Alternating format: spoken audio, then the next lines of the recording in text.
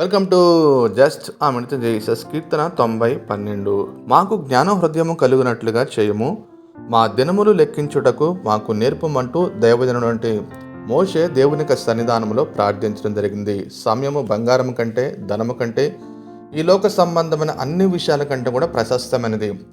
సమయం యొక్క విలువ ఎంత గొప్పదంటే, ఒక నిమిషంలో బహుమతి కోల్పోయినటువంటి క్రీడాకారుడు సమయం యొక్క విలువను గుర్తిస్తాడు. ఒక గంట యొక్క సమయాన్ని ప్రమాదం జరిగినప్పుడు డాక్టర్ చెప్తాడు, ఒక గంటలో వస్తే బ్రతికేవాడేమో. అదేవిధంగా ఒక రోజు యొక్క విలువ రైతు పంటను కోల్పోయినప్పుడు తుఫాను చేత అతనికి తెలుస్తుంది. అదేవిధంగా ఒక నెల యొక్క విలువ 9 నెలలకు ప్రసవించవలసిన బిడ్డ 7-8 నెలలకు పుట్టినప్పుడు తెలుస్తూ ఉంది.